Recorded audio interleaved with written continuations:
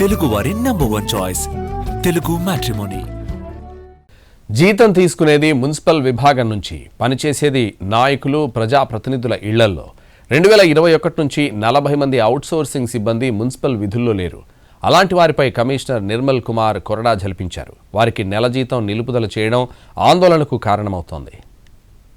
అంబేద్కర్ కోనసీమ జిల్లా అమలాపురం పురపాలక సంఘంలో జీతం తీసుకుంటూ ప్రజాప్రతినిధులు, నాయకుల ఇళ్లలో పనిచేస్తున్న అవుట్సోర్స్ శానిటరీ సిబ్బందిపై మున్సిపల్ కమిషనర్ నిర్మల్ కుమార్ కొరడా జుడిపించారు. 2021లో వికాస సంస్థ ద్వారా శానిటరీ విభాగంలో నియమితులైన 40 మంది అవుట్సోర్సింగ్ సిబ్బంది పురపాలక సంఘం విధుల్లో లేనట్లు మున్సిపల్ కమిషనర్ గుర్తించి చర్యలు చేపట్టారు. వీరు మున్సిపల్ కౌన్సిలర్ల ఇళ్ల వద్ద, రాజకీయ పార్టీ నాయకుల ఇళ్ల వద్ద పనిచేస్తున్నట్లు మున్సిపల్ కమిషనర్ నిర్మల్ కుమార్ దృష్టికొచ్చింది. ఈ 40 మంది సిబ్బందిని మున్సిపల్ విధులకు దూరం పెట్టి ఈ నెల జీతం కూడా కమిషనర్ నిలుపుదల చేశారు. వీరి కొనసాగింపుపై సోమవారం జరగనున్న కౌన్సిల్ ప్రత్యేక సమావేశంలో నిర్ణయం తీసుకోనున్నారు.